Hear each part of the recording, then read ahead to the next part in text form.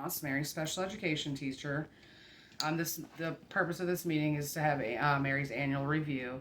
Present at today's meeting is me, Miss Moss, special education teacher, Mrs. Daniels, building administrator, Miss Press, school social worker, and Miss Johnson, our general education teacher. She had some scheduling conflicts, so she could not be here today.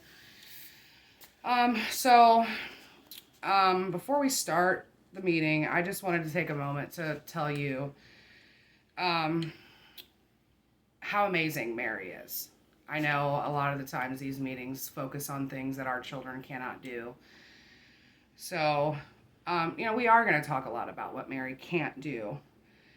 But I just wanted you to know that she is so much more than the sum of her deficits.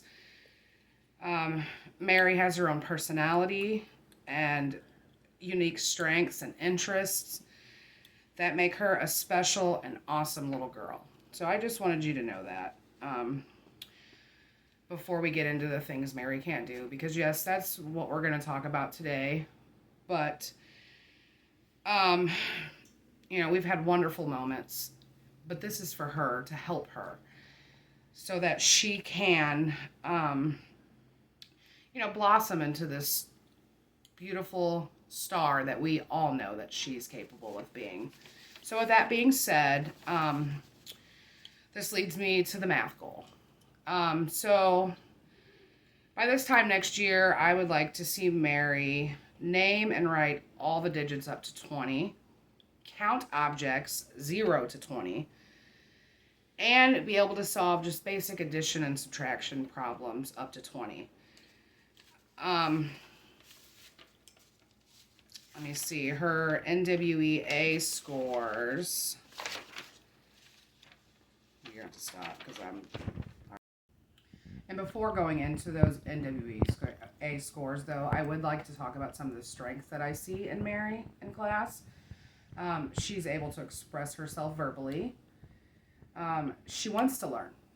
So it's not that she doesn't want to learn, and she wants to make friends, too. She's a great helper in class, and likes to build strong relationships with the adults in class. So those are all great qualities that Mary has brought into our classroom. So in her NWEA math, in the fall, she scored a 142. And then in the winter, we did NWEA again, and she scored a 146. So Mary is in the first percentile for both, which that's similar to what I am seeing in the classroom. Her previous goal was to add and subtract within 20. Currently, she's writing her numbers 1 to 10, which that makes it difficult for her to add and subtract. She can do basic things such as naming the shapes. She can rote count to 100. And with prompting, she's able to count by tens. So that's all great things.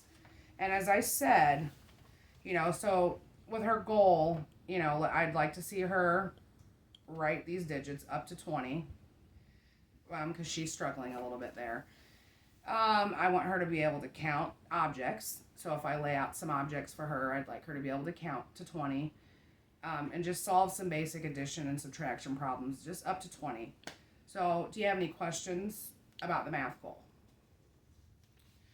Okay, so NWA reading. She was a 143 in the fall. And winter testing, we were not able to be completed because she moved from one school to another, and by the time she got to the new school, the NWA testing window had been closed. So we didn't get a score for that. So just with her fall score, she has placed in the 3rd percentile in a national rank. Again, this is similar to what we are seeing in the class. Mary can identify 45 out of 54 letters, and by that I mean she can do both lowercase and uppercase letters. Her letter sound, she only can get about 14 out of the 26 letters. So with that being said, her reading goal by this time next year, given a familiar level, D text, which is where she's reading at, Mary will read the text with 90% or greater accuracy on 3 out of 4 trials. Her letter identification goal of 100% accuracy, as scored quarterly. Do you have any questions about the reading goal? So from classroom observations, she currently navigates her school environment independently. She takes care of her own basic needs independently. However, in the classroom, she does struggle to complete daily activities.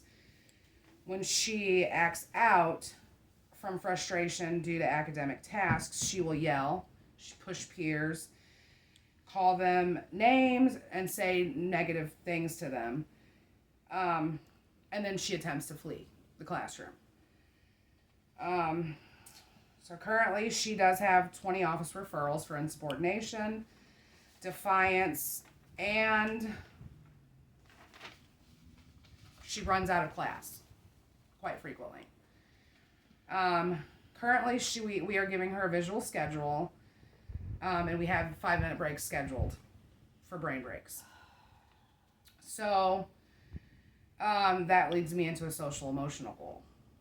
I would like to see Mary identify emotions, behaviors, and triggers so that we can start to kind of regulate these emotions and keep her on task, keep her in class so that she's not missing valuable instruction time. So do you have any questions regarding behavior? So that leads me into placement. Due to her inability to self-regulate when frustrated with academic tasks, I believe an ED placement is best for her. Additionally, she would also benefit from social work time.